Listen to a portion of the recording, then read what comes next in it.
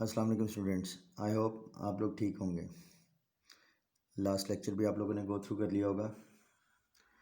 Last lecture में आपको याद होगा कि हम लोगों ने इंस्ट्रक्शन की डिकोडिंग देखी थी कि किस तरह से जब इंस्ट्रक्शन फैच होके सीपीयू के अंदर आ जाती है तो उसके बाद नेक्स्ट स्टेप जो है इंस्ट्रक्शन साइकिल में, जिसको डिकोडिंग का नाम दिया गया है।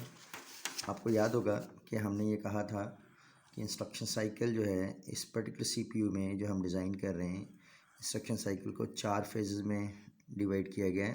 Fetch phase, then decode phase, फिर effective address calculation phase and finally execution phase.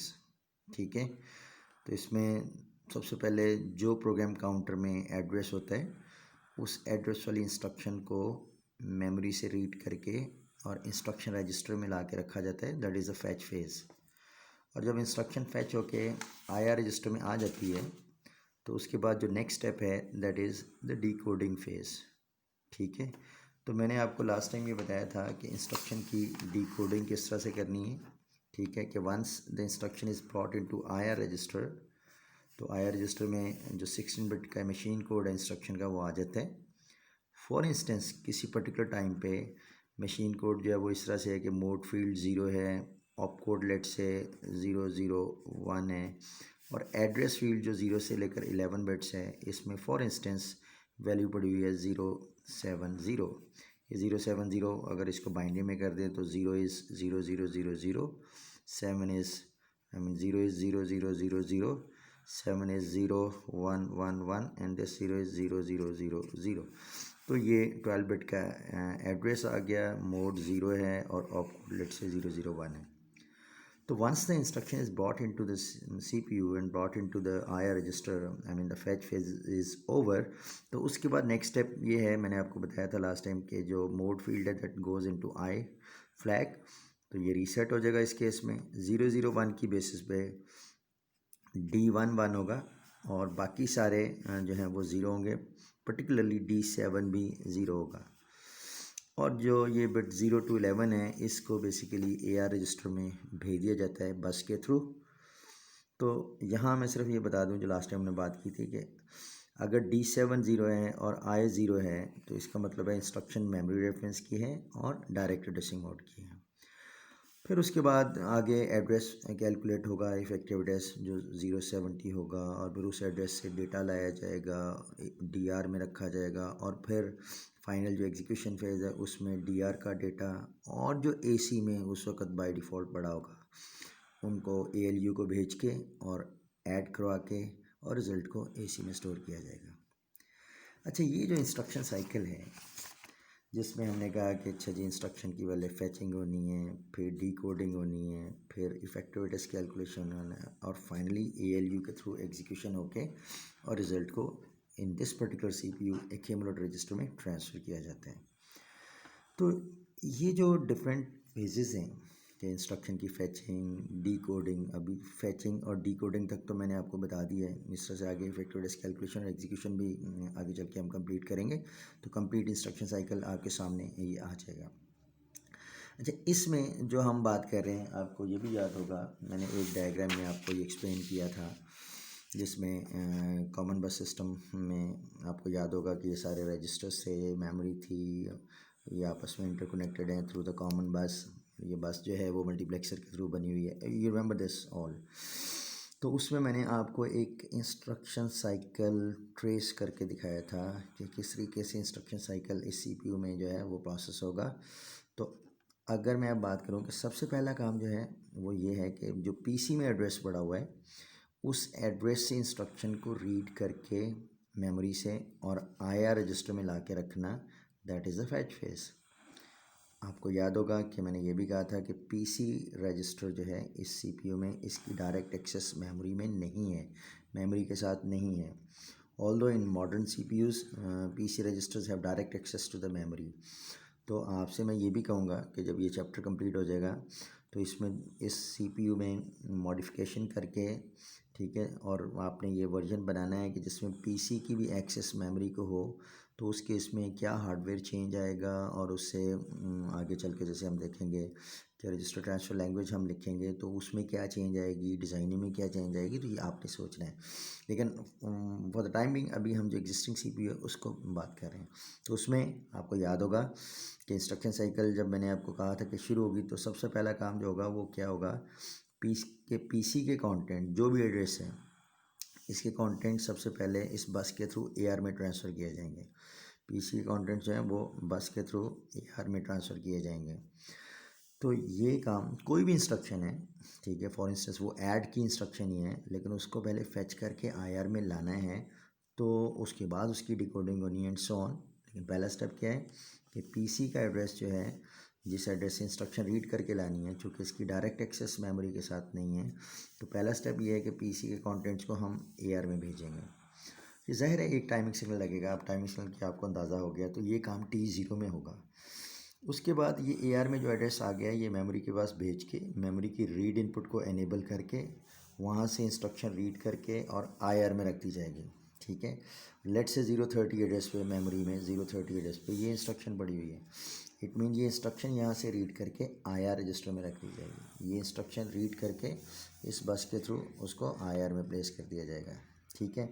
तो इसका मतलब है कि IR में ये जो IR रजिस्टर है जो मैंने आपको दिखाया था, इसमें वो इंस्ट्रक्शन पूरी जो भी है, ठीक है, वो रीड करके रख दी जाएगी। लेट से दिस वाज 0, 0, 0, 1, 070, तो मैंने ये इंस्ट्रक्शन यहाँ पे आपको बता दी कि 0, 0, 0, 1 और 070 ये IR में इंस्ट्रक्शन आ जाएगी। जब IR में इंस्ट्रक्शन आ जाएगी तो हम कहते हैं इंस्ट्रक्शन की फैचिंग कंप्लीट हो गई। उसके बाद उससे नेक्स्ट टाइमिंग सिग्नल जो भी होगा उसमें ये किया जाएगा कि मोड फील्ड को आई में भेजा जाएगा, जो ऑपकोड फील्ड है उसको डिकोडर से पास किया जाएगा, और अकॉर्डिंगली डिकोडर की D0, D1 से लेकर D7 में से कोई एक बिट 1 होगी और बाकी सारे 0 होंगे, ठीक है। तो इस केस में D1 1 होगी और बाकी D0, D2, D3, D4, D5, D6 और D7 ये 0 होंगे। और ये जो बिट 0 to 11 है, ठीक है, IR रजिस्टर में जो बिट 0 to 11 होंगे, IR रजिस्टर में बिट 0 to 11 जो हैं, ये जो IR में इनको इस बस के थ्रू दोबारा AR में भेज दिया जाएगा, ठीक है।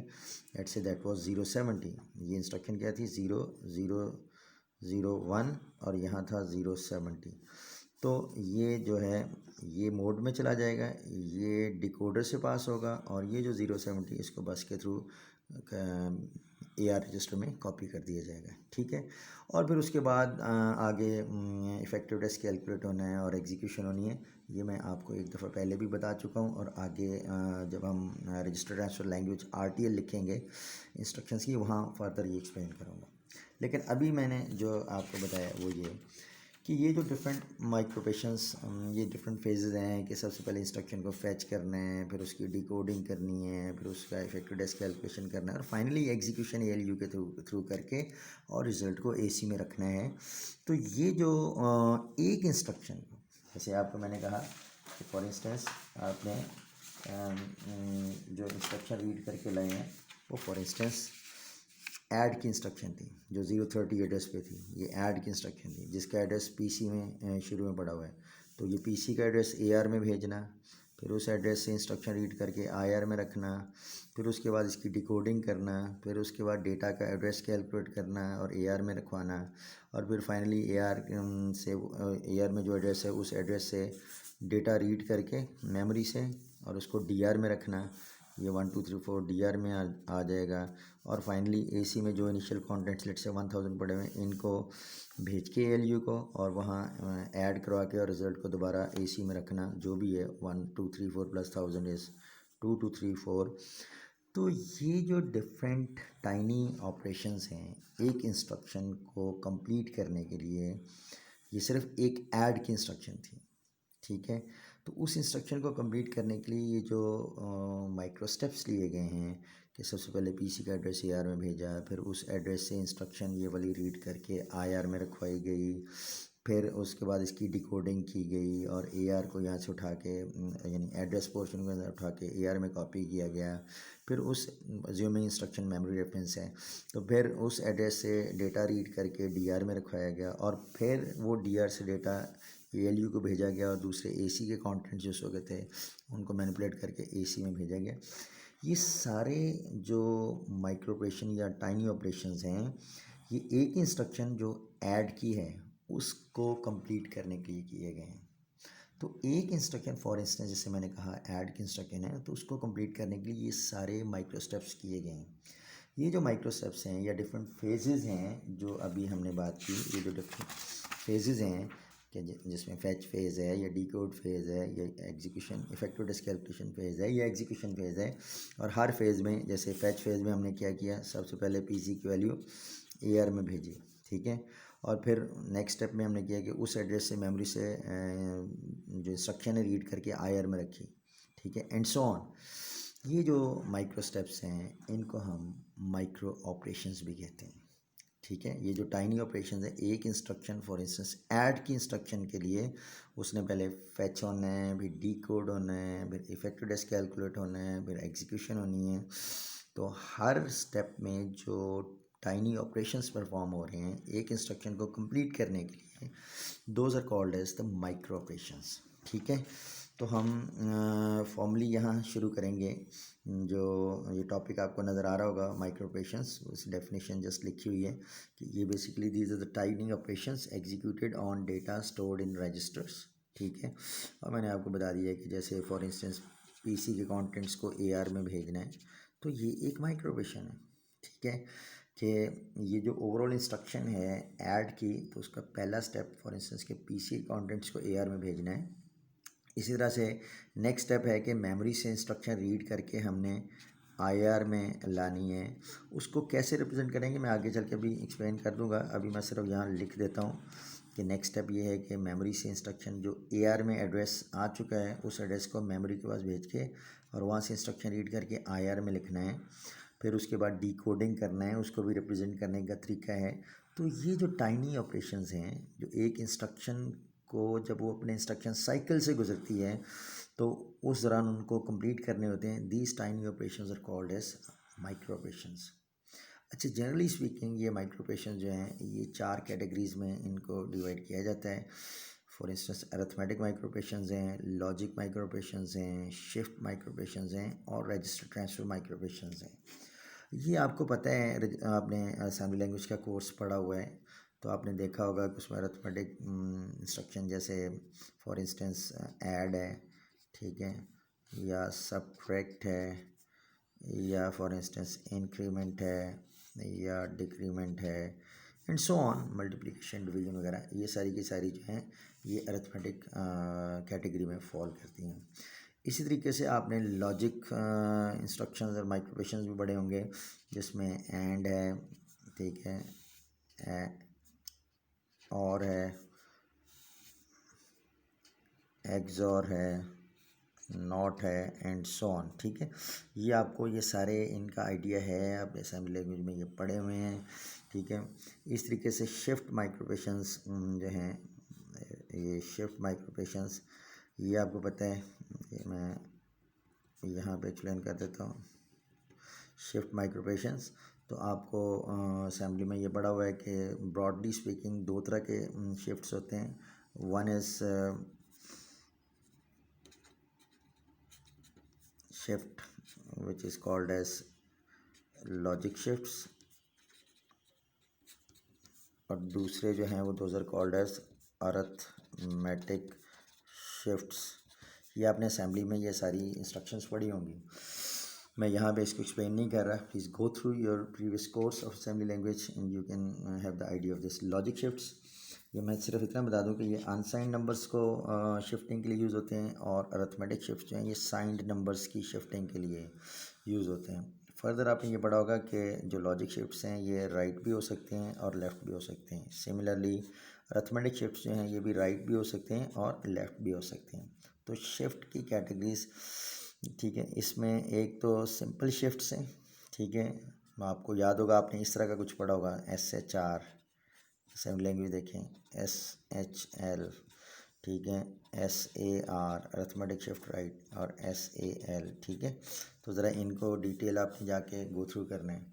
अच्छा, इसी तरीके से आपने रोटेट्स जिनको यहाँ सर्कुलर शिफ्ट्स का नाम दिया गया है, एक सिंपल शिफ्ट्स हैं और दूसरा सर्कुलर शिफ्ट्स हैं, ठीक है, या जिनको रोटेट का नाम भी दिया जाता है, ठीक है। तो रोटेट्स भी दो तरह के हैं, आपने ये पढ़े होंगे। One is rotate without carry and the second one is rotate through carry और विद कैरी। ये रोटेट को सर्कुलर शिफ्ट भी कहते हैं, ठीक है। और इनके लिए शिफ्ट रजिस्टर्स का आर्किटेक्चर यूज़ होता है इनके इम्प्लीमेंटेशन के लिए। तो प्लीज़ शिफ्ट रजिस्टर जो है वो डिजिटल लॉजिक डिज़ाइन के कोर्स में मैंने पढ़ाए हुए हैं, तो अगर जहन में नहीं है तो you can go through that. Without carry में अगेन टूवर्ड्स राइट भी हो सकता है और लेफ़्ट भी हो सकता है। इसी तरह से सर्कुलर शिफ्ट या रोटेट थ्रू कैरी, ये अगेन राइट भी हो सकता है और लेफ़्ट भी हो सकता है। आपको याद होगा इंटेल में रोटेट विदाउट कैरी राइट को ROR से रिप्रेजेंट किया गया था, रोटेट लेफ़्ट विदाउट कैरी को ROL से रिप्रेजेंट किया था, रोटेट थ्रू कैरी राइट को RCR से रिप्रेजेंट किया गया था, और इस तरह से ये RCL। ये इंस्ट्रक्शंस प्लीज़ गो थ्रू कर लीजिएगा, ठीक है। मैंने सिर्फ उनको यहाँ पे मार्क किया है। And finally there is a register transfer microoperations. Register transfer में नॉर्मली ऐसे माइक्रोपेशन आएंगे जिनमें कंटेंट्स जो हैं वो किसी एक सोर्स से डेस्टिनेशन पे कॉपी होंगे विदाउट एनी इंटरमीडिएट प्रोसेसिंग। क्या मतलब इसका? फॉर इंस्टेंस आप मूव करते हैं कंटेंट्स को, लेट्स से R1 के कंटेंट्स R2 में कॉपी करने हैं, तो अब इसमें कोई मैनिपुलेशन नहीं है ALU की कि पहले उनको ऐड किया जाए कंटेंट्स को, और नहीं, जस्ट कॉपी करें एक जगह से दूसरी जगह, ठीक है। या आप फॉर इंस्टेंस R1 के कंटेंट्स को मेमोरी में राइट करवा रहे हैं, ये मैं बताऊंगा कि इसको MAR ऐसे लिखते हैं, ठीक है। तो ये जो है ये रजिस्टर ट्रांसफ़र माइक्रोपेशन इस तरह की कैटेगरी। आपको याद होगा आपने पुश की इंस्ट्रक्शन फॉर इंस्टेंस, तो पुश में आप क्या करते हैं कि लेट्स से पुश R1, तो R1 के कंटेंट्स को स्टैक में, स्टैक जो मेमोरी में बिल्ट होगा, पुश R1 मीन्स R1 के कंटेंट्स को स्टैक में यानी मेमोरी में कॉपी करेंगे, स्टैक में कॉपी करेंगे। पॉप में आप स्टैक से, टॉप ऑफ स्टैक को उठा के रजिस्टर में लेके आते हैं। एक्सचेंज है, मूव है, ये सारे इनमें रजिस्टर ट्रांसफ़र माइक्रोपेशन इस कैटेगरी में फॉल करेंगे, क्योंकि इनमें डेटा एक जगह से दूसरी जगह जस्ट कॉपी होता है, ठीक है। कोई उनमें कंटेंट्स चेंज नहीं होते, ALU पहले उनको मैनिपुलेट नहीं करता, just contents are being transferred from source to destination without any intermediate change. और इस कैटेगरी में जो माइक्रोपेशंस फॉल करते हैं उनमें जनरली स्पीकिंग उनमें फ्लैग्स भी इफेक्ट नहीं होते, क्योंकि कोई नया रिजल्ट जनरेट नहीं हो रहा होता है, ठीक है। अच्छा, अब नेक्स्ट जो यहाँ पे आपको टॉपिक नज़र आ रहा होगा, that is register transfer language. ये बेसिकली क्या है? आपको याद होगा कि मैं बार बार आपको एक्सप्लेन करता आ रहा हूँ शुरू से कि अच्छा लेट से हमने किसी इंस्ट्रक्शन साइकिल जो है उसको ट्रैक करना है कि सबसे पहला काम फैच होना है, फिर डीकोड होना है। तो ये किस तरह से मैंने कहा था, सबसे पहला काम ये है कि PC के कंटेंट्स को उठा के बस के थ्रू AR में भेजना है। फिर नेक्स्ट स्टेप ये है कि AR जो एड्रेस है उसको मेमोरी के पास भेज के ज़ाहिर वहाँ डिकोड किया जाएगा उस एड्रेस को, और उस एड्रेस से जो भी मशीन कोड है उसको बस के थ्रू ला के IR में लोड करवाना है। फिर उसके बाद मैंने आपको बताया था जी कि इसकी जो IR में इंस्ट्रक्शन आ जाएगी, तो उसके बाद उसका नेक्स्ट स्टेप ये है कि उसको डिकोडर से पास करके और उसकी type of instruction find out करनी है, और फिर एग्जैक्ट इंस्ट्रक्शन कौन सी है। एक तो D70 और I0 फॉर इंस्टेंस, इसका मतलब है कि इंस्ट्रक्शन मेमोरी रेफरेंस है और डायरेक्ट में है, लेकिन है कौन सी, वो जो D11 है, तो इसका मतलब वो ऐड की इंस्ट्रक्शन है, तो मेमोरी रेफरेंस की है, डायरेक्ट में है और ऐड इंस्ट्रक्शन है, एंड सो ऑन। फिर उसके बाद इफेक्टिव डेज कैलकुलेट करना, एंड सो ऑन।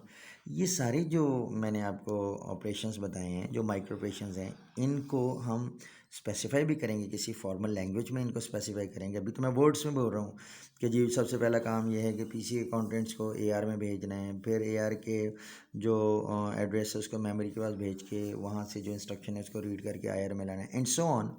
ये जो मैं डिफरेंट माइक्रो ऑपरेशंस बता रहा हूँ, इनको स्पेसिफाई करने के लिए आप डिज़ाइनिंग से पहले इन माइक्रो ऑपरेशंस को स्पेसिफाई करेंगे एक लैंग्वेज में, जिसको रजिस्टर ट्रांसफ़र लैंग्वेज का नाम दिया जाएगा, ठीक है। जिसको रजिस्टर ट्रांसफ़र लैंग्वेज, यानी ये जो मैंने इन जनरल यहाँ पे इन शॉर्ट लिख दिया था, ठीक है, इंटेंशनली और अनइंटेंशनली, ये सिंबॉलिक नोटेशन में हमने रिप्रेजेंट किया हुआ है कि जैसे मैंने कहा था कि पहला स्टेप ये होना है कि हमने पीसी के कंटेंट्स को एआर में भेजना है। तो ये जो मैंने यहाँ PC2 ये एरो सिंबल यूज़ किया टू AR, तो ये बेसिकली ये सिंबॉलिक नोटेशन यूज़ करते हुए मैंने, और ये जो मैंने कहा था आपको थोड़ी देर में समझाऊंगा कि once the address is in AR, next step is ये अगर T0 में हो रहा है तो ये T1 में हमें करना होगा कि उस एड्रेस से इंस्ट्रक्शन मेमोरी से रीड करके IR में ला के प्लेस करनी है ताकि इंस्ट्रक्शन फैच हो जाए।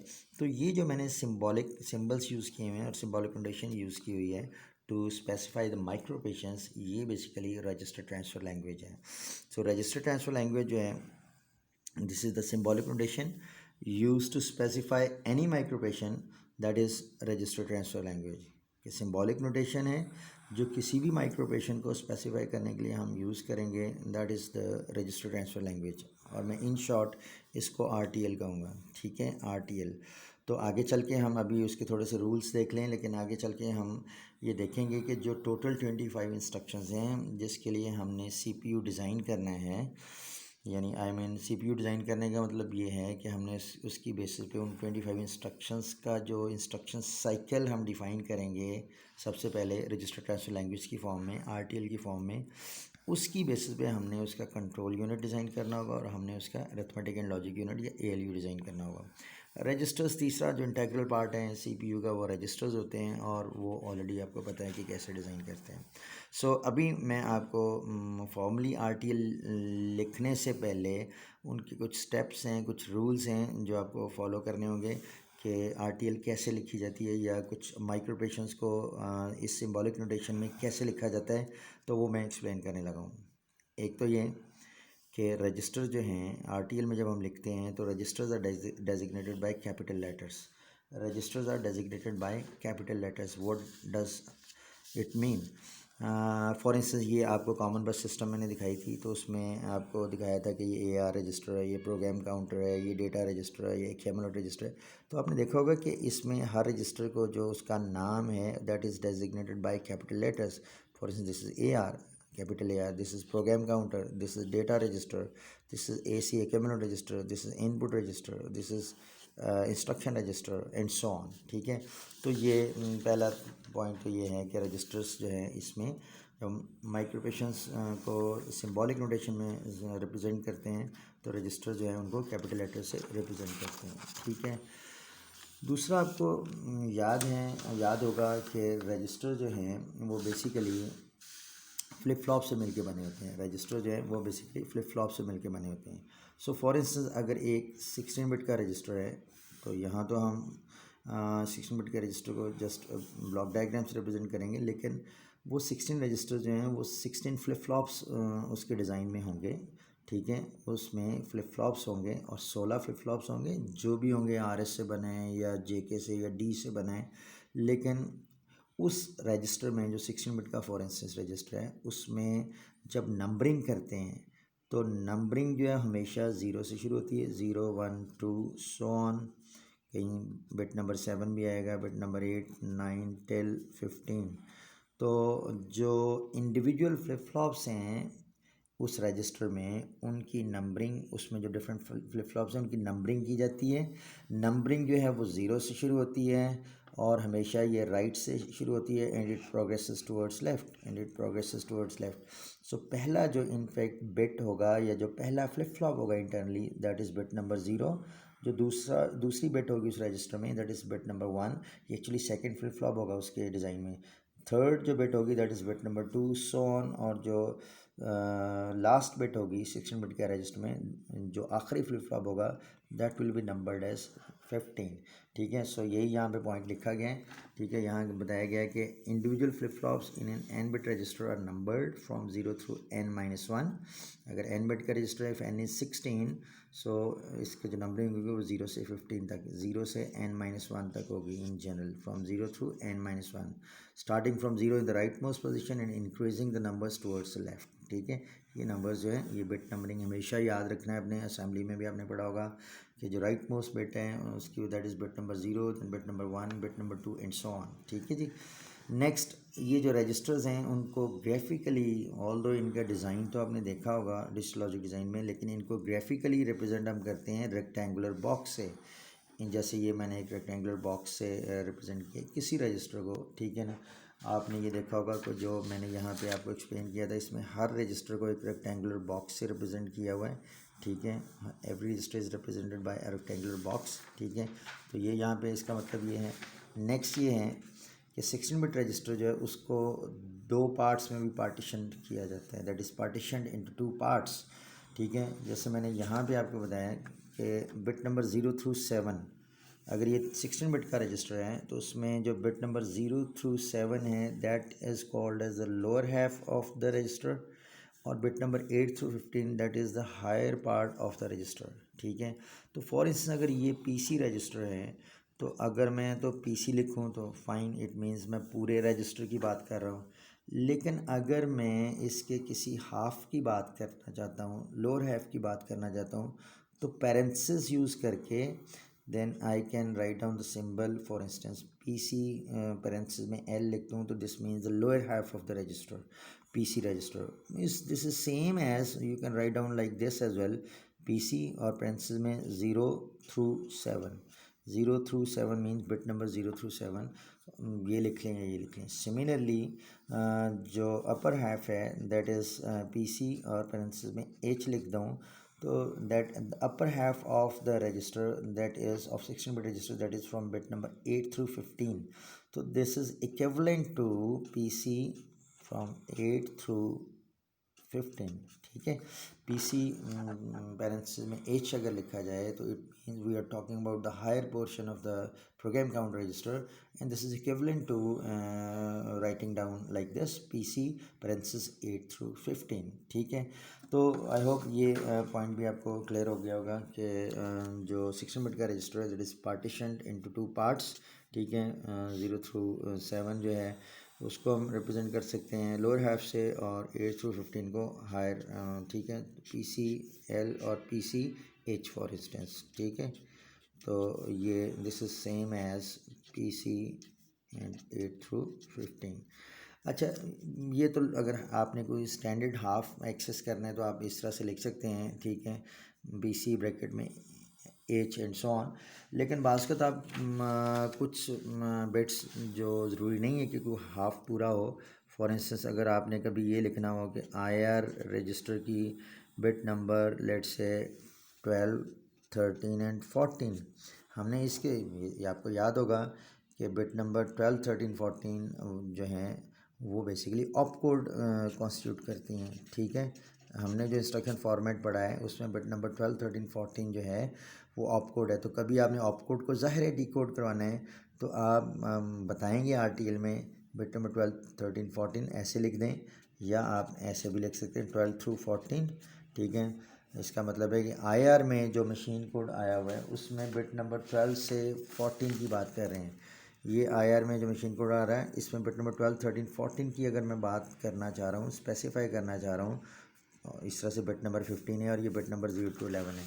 तो ये जो पार्टीशंस हैं इनको मैं ऐसे आई आर बिट 12 टू 14 ये बेसिकली ऑप कोड है, आई आर बिट 0 थ्रू 11 ये बेसिकली आपको याद होगा कि ये मशीन कोड में एड्रेस पर पोर्शन था और इसको ज़ाहिर है AR में भेजना होगा, लेकिन मैं सिर्फ बता रहा हूँ कि पोर्शंस को अगर रजिस्टर के पोर्शंस को मेंशन करना है तो कैसे करना है। सिमिलरली IR में जो इंस्ट्रक्शन थी उसकी बिट नंबर 15 को जिसको आपने आई फ्लैग में भेजना है तो you can write down it like this, ठीक है, फाइन। अच्छा, उसके बाद इसमें आप जैसे मैंने शुरू में इंटेंशनली और इंटेंशनली लिखा था कि पीसी के कंटेंट्स को AR में भेजना है, तो ये जो एरो है pointing towards left this is the replacement symbol or replacement operator, and this is use to specify the direction of transfer of information or data. This shows the direction of transfer of data, तो it means कि arrow pointing towards left जिसको replacement symbol का नाम भी दिया जाता है, और इसका मतलब ये है कि पीसी के कंटेंट्स को किसी तरीके से ऑब्वियसली आपने देखा हुआ है कि वो बस के थ्रू भेजेंगे किस में AR में भेजना है, तो ये बेसिकली इस तरह से रिप्रेजेंट किया है। ऐसे ही यहाँ पे एक एग्जांपल दी गई है कि R1 के कंटेंट्स को R1 में ट्रांसफ़र कर R2 में ट्रांसफ़र करना है, तो ये रिप्लेसमेंट्स ऑपरेटर या ये जो ऑपरेटर है पॉइंटिंग टुवर्ड्स लेफ्ट ये इस तरह से हम इसको रिप्रेजेंट करेंगे, ठीक है। इसी तरीके से लेट्स से अगर ये एक बाइक ऑपरेशन लिखा हुआ है जिसमें है A+B और ये arrow symbol pointing towards left और ये C लिखा हुआ है। इसका मतलब क्या है? What does this mean? It means कि A और B के कंटेंट्स जो हैं, A B C रजिस्टर्स हैं, तो A और B के कंटेंट्स को ALU के पास भेज के उनको ऐड करवा के और रिज़ल्ट को फॉर इंस्टेंस C रजिस्टर में ट्रांसफ़र करना है। ये बेसिकली एक छोटा सा जो सिंबॉलिक लैंग्वेज में लिखा गया है, RTL में लिखा गया है। तो इट मीन्स कि A और B के कंटेंट्स को, A और B रजिस्टर के कंटेंट्स को ALU में भेज के उनको ऐड करवा के और रिज़ल्ट को C में लोड करवाना है। ठीक है, this is what is meant by this. Normally जो है वो माइक्रोपेशंस जो हैं उनको अब ये नहीं होता है कि हम ये वाला माइक्रोपेशन हर वक्त होता रहे, यानी हर वक्त जो है वो A और B के कंटेंट्स ऐड होके C में जाते जाए। ये आगे चल के एनीवे वो इसको डिटेल में मैं एक्सप्लेन करूँगा जब 25 इंस्ट्रक्शंस की RTL लिखूँगा और रजिस्टर ट्रांसफ़र लैंग्वेज लिखूँगा। लेकिन थोड़ा सा यहाँ आइडिया मैं दे दूँ कि ये माइक्रोपेशन जो है दिस इज़ इनकम्प्लीट। इसका मतलब तो ये है कि A और B के कंटेंट्स हर वक्त ऐड होंगे और C में स्टोर होते रहेंगे। नो, ये उस वक्त ही होना चाहिए जब आप A और B के कंटेंट्स को ऐड करके और C में स्टोर करवाना चाहें। ठीक है, यानी एयर चलें, मैं यहाँ पे तीसरा रजिस्टर भी इंक्लूड नहीं करता, लेकिन आगे चल के चैप्टर 8 में हम देखेंगे कि ये 3 एड्रेसिंग फील्ड वाली इंस्ट्रक्शंस होती हैं जिसमें ये 2 सोर्स हैं और ये एक डेस्टिनेशन है। लेकिन अभी चूँकि मैंने ये एक्सप्लेन नहीं किया 3 addressing field instructions, 2 addressing field, single addressing field और 0 एड्रेसिंग फील्ड, तो आपने चूँकि इंटेल में 2 एड्रेसिंग फील्ड वाली इंस्ट्रक्शंस पढ़ी हैं, तो मैं लेट से उसकी एग्जांपल दे देता हूँ अभी कि A+B करके आपने C में भेजना है। ठीक, सॉरी, इन्हीं में से किसी एक में मैं भेजता हूँ, लेट से B में भेजता हूँ। A+B करके रिज़ल्ट को B में भेजना है।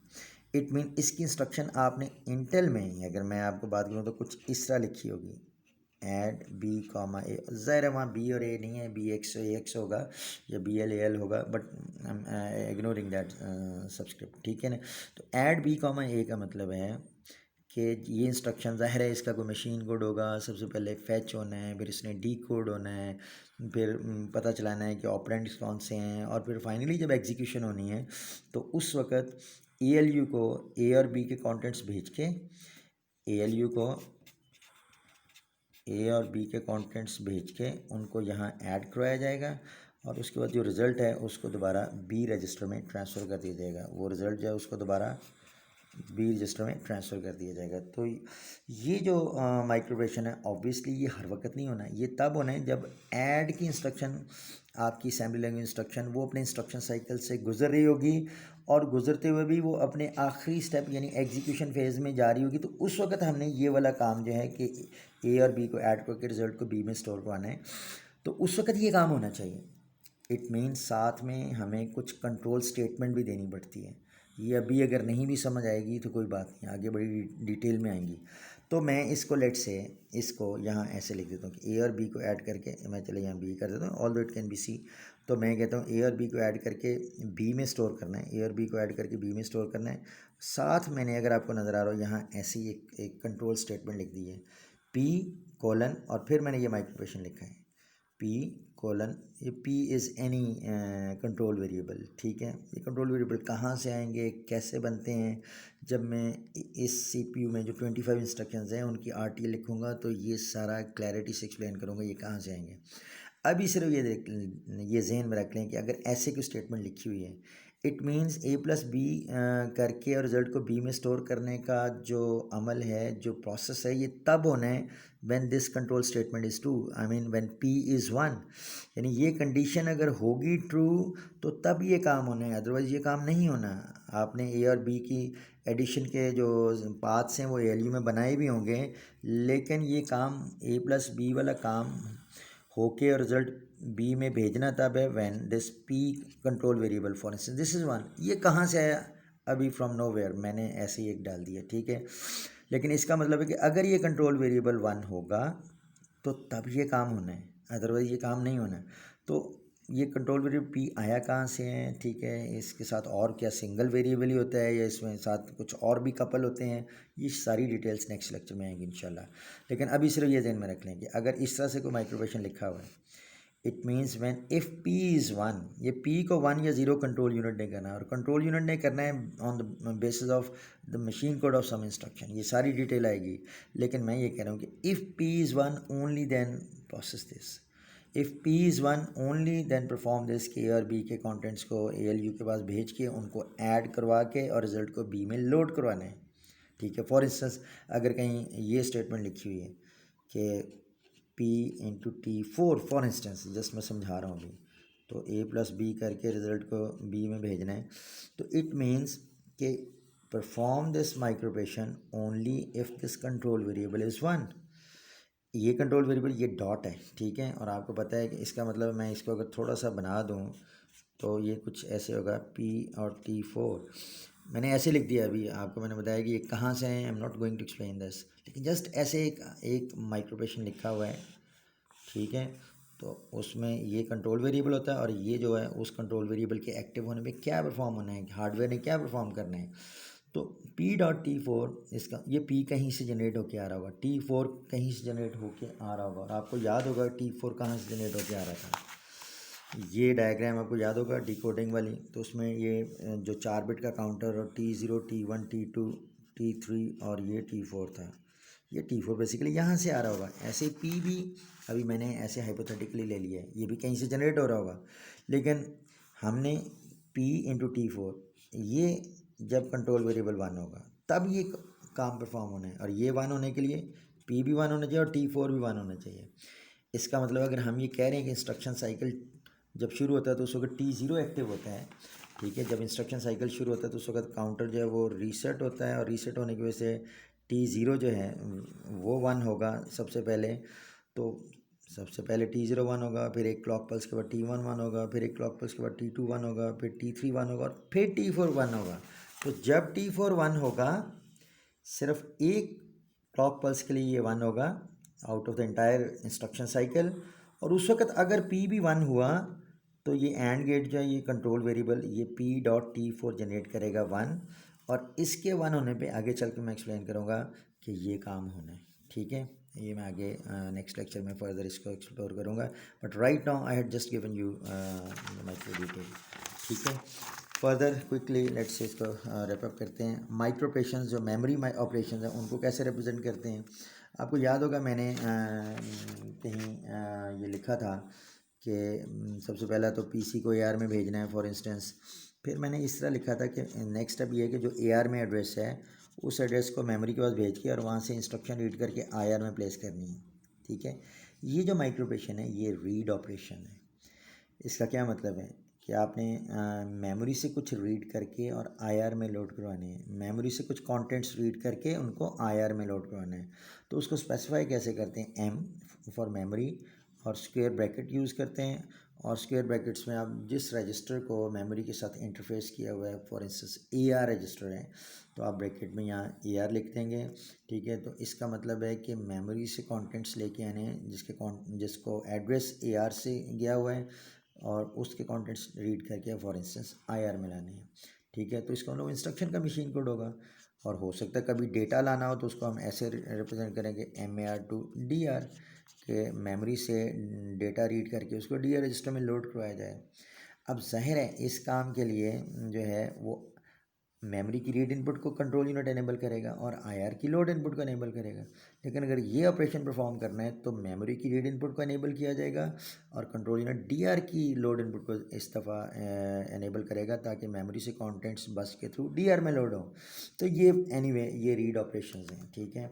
सिमिलरली राइट ऑपरेशन जो है उसमें हम क्या करेंगे, sorry this is wrong. Write operation में क्या होगा कि नो दिस फाइन सॉरी कि लेट से किसी रजिस्टर के कंटेंट्स को दिस इज़ ओके कि लेट से किसी रजिस्टर के कंटेंट्स को मेमोरी में ट्रांसफ़र करना है। फॉर इंस्टेंस DR के कंटेंट्स को आप मेमोरी में राइट करवा रहे हैं जिसका एड्रेस उसको AR से मिलेगा, तो रजिस्टर के कंटेंट्स को मेमोरी में जब भेजते हैं तो that is the write operation, ठीक है। सो DR के कंटेंट्स को मेमोरी में भेजना है तो DR टू MAR, तो ये राइट ऑपरेशन। तो मेमोरी ऑपरेशन रीड और ये भी ठीक है, ये गलती से मैंने क्रॉस कर दिया, but this is write operation and this is the read operation, ठीक है। फर्दर ये जहन में रखें कि अगर मैं ये लिखता हूँ कि जैसे मैंने पिछली एग्जांपल लिखी थी कि A प्लस B और रिज़ल्ट जो है वो B में जाना है, और लेट से ये PT4 है, तो इसका मतलब जब ये कंट्रोल वेरिएबल एक्टिव होगा तो तब ये ऑपरेशन परफॉर्म होना है। इट मीन्स कि बैकएंड पे हार्डवेयर में ये सपोर्ट मौजूद होगी कि ए और बी के कंटेंट्स को ALU में भेजा जाए और वहाँ ऐड का जो है एड्रेस वगैरह मौजूद हों, ठीक है, जो accordingly based on operation code उनको ऐड करेंगे और रिज़ल्ट को बी में ट्रांसफ़र करेंगे। तो इट मीन्स कि इसकी सपोर्ट जो है वो आर्किटेक्चर में मौजूद होगी, बैकएंड पे उसका हार्डवेयर इसको सपोर्ट कर रहा होगा। तो इट मीन्स अगर ये RTL ये सिंबॉलिक नोटेशन किसी आर्किटेक्चर का हिस्सा है तो इसका मतलब है कि उस आर्किटेक्चर में इस इंस्ट्रक्शन का डिज़ाइन मौजूद है। सिमिलरली अगर ये लिखा गया है कि लेट से QT4 में हमने A-B करके रिज़ल्ट को B में भेजना है, ठीक है, तो इसका मतलब है कि जब ये कंट्रोल वेरिएबल एक्टिव होगा, फॉर इंस्टेंस इसको अगर हम हार्डवेयर में देखें तो Q कहीं से आ रहा होगा, T4 कहीं से आ रहा होगा, तो when this control variable is 1 and this will be 1, when Q will be 1 and T4 will be 1, तो उस वक्त जो है A और B के कंटेंट्स को जब ALU में भेजा जाए तो ALU में उन नंबर्स को सब्ट्रैक्ट करने का जो डेटा पाथ है या सब्ट्रैक्ट करने का सर्किट जो है वो मौजूद होगा और अकॉर्डिंगली वो सर्किट जो है वो सब्ट्रैक्शन करने के बाद रिज़ल्ट को आउटपुट भेजेगा और वहाँ से उसको B रजिस्टर में लोड किया जाएगा, ठीक है। तो this is what is meant by this point. Finally मैं यहाँ बता दूँ कि कॉमा जो है that is used to separate 2 or more operations that are executed at the same time. Comma जो है आपने अगर एक ही लाइन में एक से ज़्यादा ऑपरेशंस लिखे हुए हैं, एक ही लाइन में एक से ज़्यादा ऑपरेशन लिखे हुए हैं तो उनको कॉमा से सेपरेट करेंगे और उसका मतलब ये है कि हार्डवेयर में इन दोनों माइक्रो ऑपरेशंस की, ये जो दो लिखे हुए हैं, दो separate micro operation separate by comma, इन दोनों माइक्रो ऑपरेशंस को साइमल्टेनियसली परफॉर्म करने की कैपेबिलिटी होनी चाहिए और होगी। इसका मतलब क्या है, ये लेट से कंट्रोल वेरिएबल है साथ, इट मीन जब T1 1 होगा, जब T1 टाइमिंग सिग्नल या कंट्रोल वेरिएबल एक्टिव होगा तो उस वक्त मेमोरी से इंस्ट्रक्शन रीड होकर IR में भी लाई जाएगी और साथ PC में 1 से इंक्रीमेंट भी किया जाएगा। इसका मतलब है अगर मैं यहाँ पे इसको बता दूँ, ये जो मैंने यहाँ लिखा है कि MAR to IR यानी मेमोरी से इंस्ट्रक्शन रीड करके IR में भी लाई जाएगी और PC में फॉर इंस्टेंस उसी वक्त 1 से इंक्रीमेंट भी करना है, PC में उसी वक्त 1 से इंक्रीमेंट भी करना है, ठीक है। तो MAR to IR के लिए, MAR to IR के लिए एक तो ये है कि मेमोरी की रीड इनपुट पे सिग्नल 1 जाएगा, मेमोरी की रीड इनपुट पे सिग्नल 1 भेजना चाहिए। मेमोरी की रीड इनपुट पे कंट्रोल यूनिट ये काम करेगा जो हम डिज़ाइन करेंगे in the coming lectures.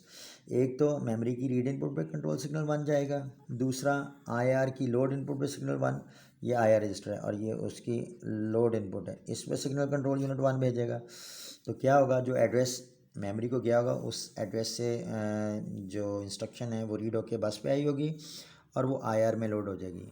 It means उस वक्त बाकी रजिस्टर्स की लोड इनपुट में सिग्नल 0 भी कंट्रोल यूनिट भेज रहा होगा ताकि वो जो बस कॉमन बस के ऊपर इंस्ट्रक्शन आई हुई वो किसी और रजिस्टर में लोड ना हो, सिर्फ IR की लोड इनपुट एनेबल करेगा और बाकी सारों की लोड इनपुट को डिसेबल करेगा। ये मैं आगे जब डिज़ाइन बनाऊंगा कंट्रोल यूनिट का तो वहाँ ये दिखाऊंगा भी, आपको एक्सप्लेन भी करूँगा फर्दर कि कैसे ये पॉसिबल होगा। और दूसरा ये काम कि हमने ये कहा कि साथ ही PC के कंटेंट्स को 1 से इंक्रीमेंट भी करना है simultaneously when this control variable is active. तो इसका मतलब है इसी टाइमिंग सिग्नल T1 में प्रोग्राम काउंटर रजिस्टर जो है, ये जो प्रोग्राम काउंटर रजिस्टर है इसकी ये इंक्रीमेंट इनपुट है, इस कंट्रोल इनपुट पर भी सिग्नल कंट्रोल यूनिट 1 भेजेगा। और आपको मैंने शुरू में बताया था कि अगर किसी रजिस्टर के इंक्रीमेंट इनपुट पर सिग्नल 1 आएगा तो उसमें जो चीज़ पड़ेगी वो 1 से इंक्रीमेंट होगी, यानी 030 था तो ये 031 हो जाएगा। और ये आपको थोड़ा समझ आ गया होगा कि प्रोग्राम काउंटर में बेसिकली 030 एड्रेस वाली इंस्ट्रक्शन अगर अभी रीड करके ले आए हैं और उसका इंस्ट्रक्शन साइकिल चल रहा है तो नेक्स्ट इंस्ट्रक्शन साइकिल जो है वो इससे जो इमीडिएट नेक्स्ट इंस्ट्रक्शन है 031 पे, वो जब नेक्स्ट इंस्ट्रक्शन साइकिल शुरू होगा तो उसका एड्रेस यहाँ पे PC में ऑटोमेटिकली इंक्रीमेंट हार्डवेयर कर देते हैं, ठीक है। तो this is meant bye I mean this particular कि अगर आप किसी एक वक्त में एक से ज़्यादा माइक्रो ऑपरेशन साइमल्टेनियसली परफॉर्म करना चाहते हैं, और ये मैं आगे चल के अगेन लॉजिक्स एक्सप्लेन करूँगा कहाँ आप साइमल्टेनियस या पैरेललिज्म ला सकते हैं।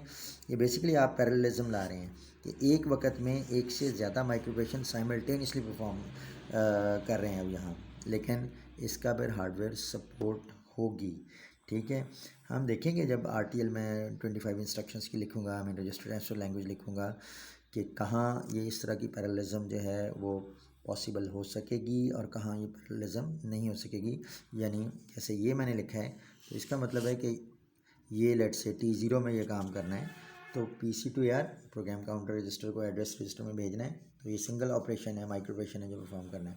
लेकिन T1 में मैंने लिखा है कि MAR to IR में इंस्ट्रक्शन भी रीड करके ले आएँ और साथ जो है PC में PC+1 भी कर दें, तो ये 2 माइक्रो ऑपरेशन साइमल्टेनियसली परफॉर्म होंगे और उसके लिए कंट्रोल यूनिट को अकॉर्डिंगली मेमोरी की रीड इनपुट पे सिग्नल 1 भेजना पड़ेगा, IR की लोड इनपुट पे सिग्नल 1 भेजना पड़ेगा, बाकी सारे रजिस्टर की लोड इनपुट पे सिग्नल 0 भेजना पड़ेगा और इसके अलावा सिर्फ PC के इंक्रीमेंट इनपुट पे सिग्नल 1 भेजना पड़ेगा और इसके अलावा जितने भी कंट्रोल इनपुट्स हैं उन सारों पे 0 भेजना पड़ेगा, तो तब ये माइक्रो ऑपरेशन परफॉर्म होगा।